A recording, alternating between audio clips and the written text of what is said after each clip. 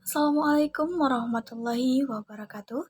Perkenalkan kami dari kelompok 5 dengan saya Gina Azizah dengan nomor induk mahasiswa 230330221051 yang akan bertugas sebagai moderator sekaligus presentator yang pertama dalam presentasi kelompok 5 kali ini, di mana kelompok kami akan membahas mengenai arus informasi keuangan dan laporan keuangan.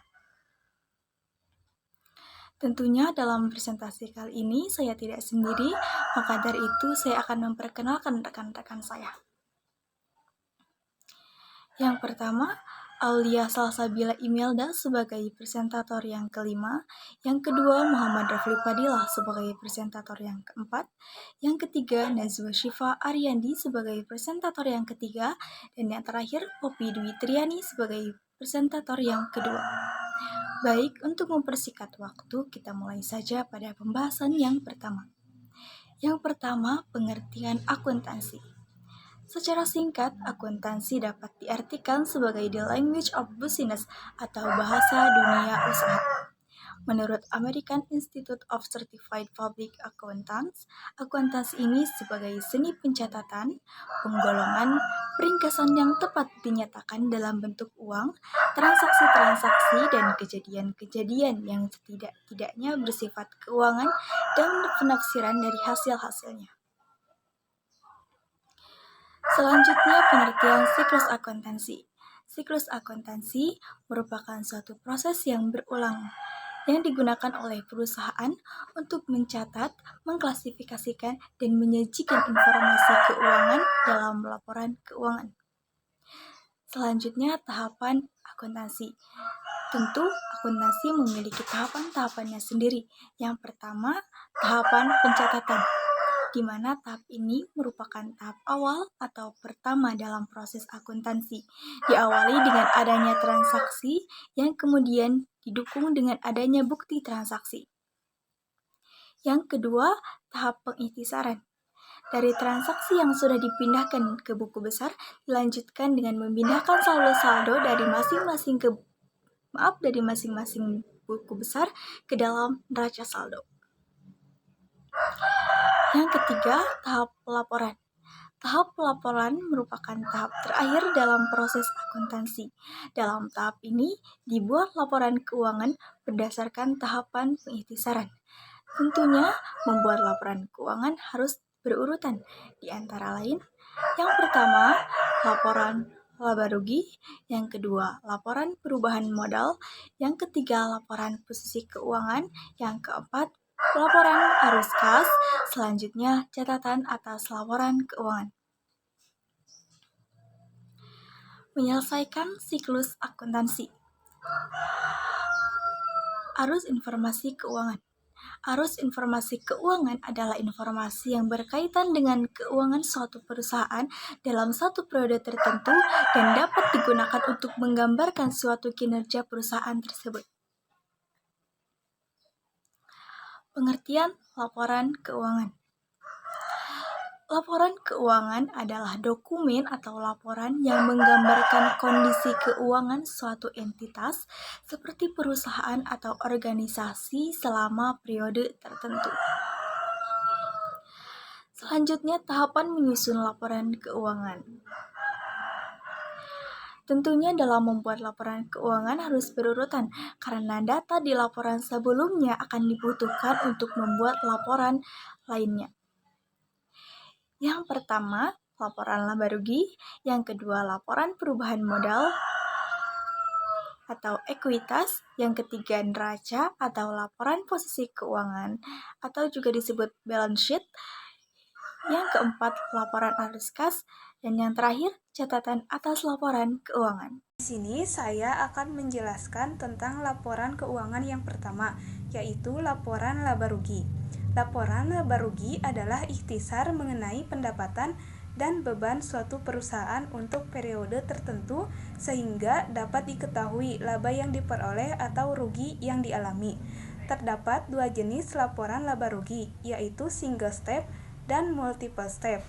Berikut adalah contoh laporan laba rugi. Seperti biasa, yang pertama adalah identitas perusahaan, Kemudian laporan laba rugi untuk periode yang berakhir 31 Januari 2023. Kemudian, kalian harus memasukkan akun-akun pendapatan. Seperti di sini contohnya yaitu pendapatan bengkel sebesar 7 juta dan pendapatan lain-lain sebesar 250. Jadi jumlahnya yaitu 7.250. Kemudian kalian harus memasukkan akun beban-beban. Di sini contohnya ada beban sewa sebesar 300.000, kemudian beban bunga sebesar 200.000 dan beban lain-lain sebesar 50.000. Jadi jumlahnya yaitu 550.000. Kemudian untuk mencari laba atau rugi, kalian dapat mengurangi akun pendapatan dikurangi akun beban, yaitu di sini 7.250 dikurangi 550.000, yaitu sebesar 6.700.000. Saya Najwa Sipa Aryani. Di sini saya akan menjelaskan tentang laporan keuangan yang kedua, yaitu laporan perubahan ekuitas atau modal. Laporan perubahan ekuitas adalah laporan keuangan yang menunjukkan perubahan modal suatu perusahaan dalam suatu periode tertentu. Komponen laporan perubahan ekuitas adalah modal, laba atau rugi, dan price. Laporan ini dibuat agar perusahaan bisa mengetahui informasi terkait peningkatan maupun penurunan aktiva bersih pada periode yang ditentukan. Berikut adalah contoh laporan ekuitas. Di paling atas, seperti biasa ditulis judul perusahaan jasa atau dagang. Di bawahnya lagi laporan perubahan modal dan di bawahnya lagi per periode berapa.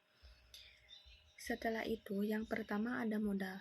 Modal awal itu dari modal awal yang kita setorkan. Lalu, yang kedua ada laba. Itu bisa dilihat dari laporan laba rugi. Dan yang ketiga ada price. Ketika perusahaan mengalami laba, maka modal awal ditambah laba dikurangi price. Ketika perusahaan mengalami rugi, maka modal awal dikurangi rugi dikurangi price. Hasilnya akan ketemu modal akhir perusahaan. Di sini saya akan menjelaskan tentang neraca atau laporan posisi keuangan balance sheet.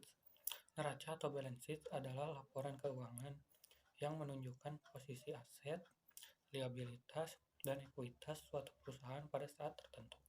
Komponen neraca adalah aktiva, kewajiban, dan modal. Bentuk neraca terdapat dua macam, yaitu bentuk staple dan bentuk skontro. Perbedaannya, untuk bentuk skontro itu dibuat ke pinggir, kalau untuk staple dibuat ke bawah.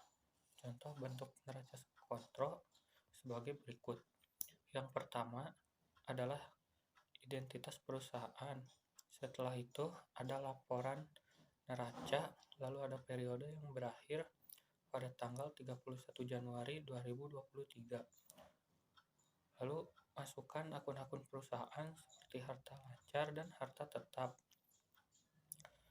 Masukkan ke dalam kolom yang tersedia di sebelah kiri. Harta atau aset. Harta ada dua macam, yaitu harta lancar dan harta tetap. Harta lancar contohnya seperti kas, perlengkapan, piutang usaha, dan lain-lain. Untuk harta tetap, contohnya seperti tanah, peralatan, dan lain-lain. Lalu untuk kewajiban, dimasukkan ke dalam kolom di sebelah kanan. Kewajiban atau utang ada dua macam, yaitu utang jangka panjang dan utang jangka pendek. Untuk utang jangka panjang adalah utang yang pembayarannya lebih dari 1 tahun atau mungkin bahkan lebih dari 6 bulan. Contohnya seperti utang bank, utang hipotek, dan utang obligasi.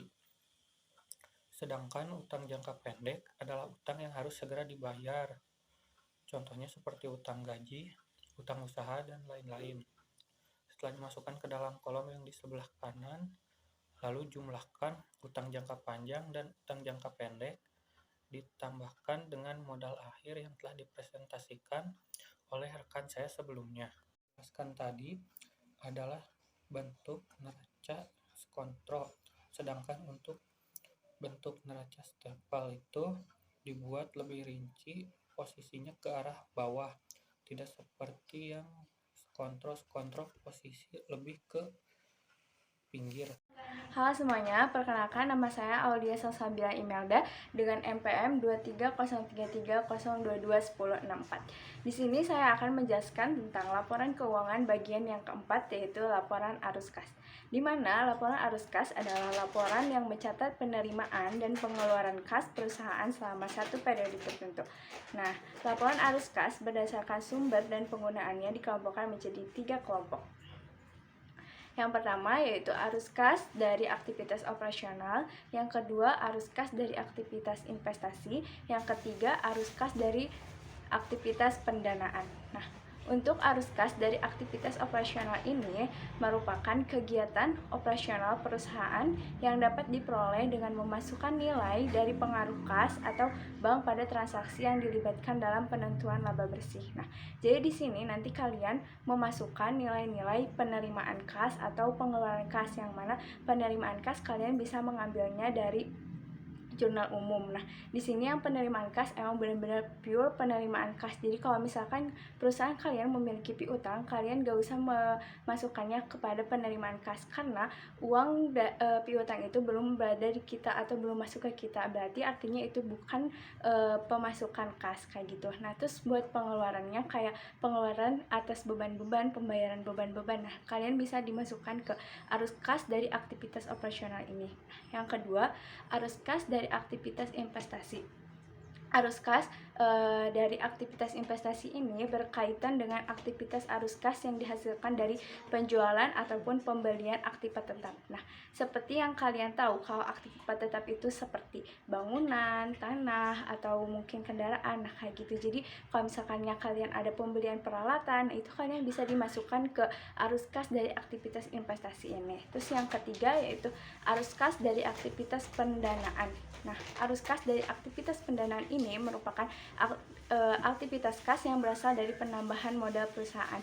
Jadi nanti kalian memasukkannya kayak investasi awal, atau mungkin pengambilan flight atau pengambilan uang perusahaan untuk biaya pribadi, atau pengambilan uang perusahaan untuk diri sendiri kayak gitu ya. Terus laporan arus kas dikembangkan melalui 2 cara, yaitu metode langsung dan metode tidak langsung. Nah, metode langsung ini merupakan metode membuat laporan kas dengan mengelompokkan kegiatan operasi ke dalam berbagai kategori. Yang kedua, metode tidak langsung berbeda dengan metode langsung. Metode tidak langsung memusatkan perhatian pada perbedaan antara laba bersih dan arus kas dari aktivitas operasi. Metode tidak langsung ini menunjukkan hubungan antara laporan keuangan laba rugi, neraca, dan arus kas. Nah, oke, slide yang kedua, ini kita ada contoh laporan arus kas, cara pengerjaannya. Jadi yang pertama, kalian harus mencatat dulu identitas perusahaannya. Misalkan perusahaan PT Angin Ribut gitu ya. Terus yang bawahnya, karena ini tentang laporan arus kas, jadi kalian tulis laporan arus kas. Terus udah gitu yang ketiga periode berapa, jadi periode berapa, periode 31 Desember atau mungkin periode 31 Januari kayak gitu. Nah, yang pertama kalian seperti yang awal, arus kas dari aktivitas operasional dulu. Nah, yang pertama ini di sini ada penerimaan kas dari pelanggan. Jadi kalian masukin jumlah penerimaan kasnya yang telah dijumlahkan dari jurnal umum kayak gitu ya. Terus udah gitu pembayaran kas dari pemasok dan karyawan. Misalkan pembayaran kas itu kayak pengeluaran gitu, kayak beban sewa, beban listrik, atau beban gaji, beban telepon, pokoknya beban-beban atau kas yang keluar gitu intinya ya. Terus setelah itu kalian jumlahkan. Nah, cara menjumlahkannya, yang penerimaan kas dikurangi sama beban-beban. Jadi yang beban-beban itu dijumlahin. Nah, terus yang penerimaan kas setelah beban-beban dijumlahkan, si penerimaan kas dikurangi dengan jumlah beban-beban yang tadi kayak gitu. Terus yang kedua, arus kas dari aktivitas investasi. Nah, di sini saya mengambil contoh pembelian peralatan ya, harusnya ini typo. Di sini perlengkapan tapi harusnya peralatan. Kenapa peralatan? Karena peralatan masuk ke dalam aktiva tetap ya. Kalau perlengkapan itu masuknya ke aset lancar kayak gitu. Terus setelah itu dari yang jumlah tadi, yang arus kas bersih dari aktivitas operasional tadi dikurangi sama jumlah pembelian perlengkapan kayak gitu.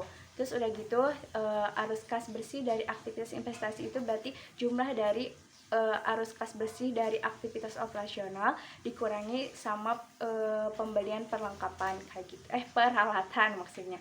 Nah, terus udah gitu yang ketiga, arus kas dari aktivitas pendanaan. Nah, di sini kalian bisa memasukkan investasi awal, terus dikurangin sama file pemilik.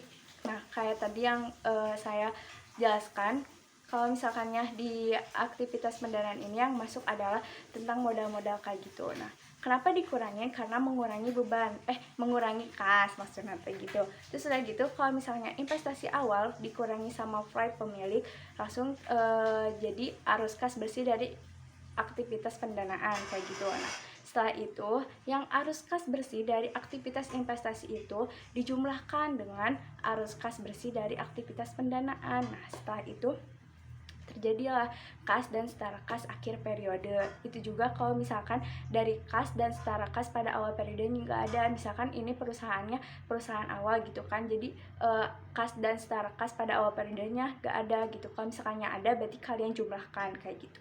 Terus slide berikutnya yaitu ini adalah laporan keuangan bagian yang kelima, yaitu catatan atas laporan keuangan atau biasa disebut dengan CLAK. CALK maksudnya kayak gitu ya. Catatan atas laporan keuangan adalah laporan keuangan yang memuat informasi tambahan atas hal yang disajikan dalam laporan keuangan. Laporan pendanaan komprehensif, laporan laba rugi, laporan perubahan ekuitas, dan laporan arus kas.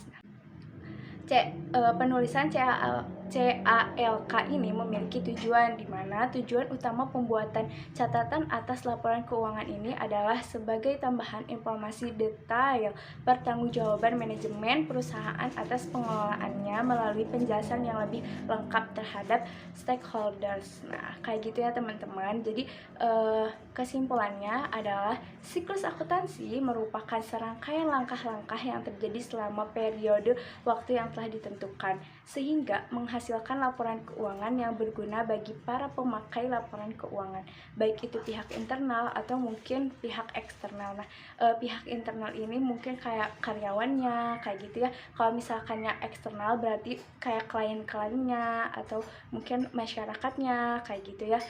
Dan dimulai dengan terjadinya transaksi-transaksi yang dicatat dan dikumpulkan secara sistematis. Nah, secara sistematis ini seperti yang telah dijelaskan oleh teman-teman saya sebelumnya. Jadi di laporan keuangan ini ada 5 langkah, yaitu yang pertama laporan laba rugi, yang kedua laporan perubahan modal, yang ketiga laporan neraca, yang keempat laporan arus kas, dan yang kelima tadi CALK, catatan atas laporan keuangan. Sekian, terima kasih. Baik, terima kasih kepada rekan-rekan saya yang telah menyampaikan materi pada kesempatan kali ini. Juga terima kasih kepada teman-teman yang sudah menonton bahkan menyimak hingga akhir presentasi dari kelompok kami. Harapannya semoga materi yang kami sampaikan dapat dipahami dengan baik oleh teman-teman. Mungkin cukup sekian presentasi dari kelompok kami. Mohon maaf bila masih banyak kekurangan dalam segi pembahasan karena terbatasnya pengetahuan serta pengalaman. Mungkin cukup sekian. Terima kasih. Wassalamualaikum warahmatullahi wabarakatuh.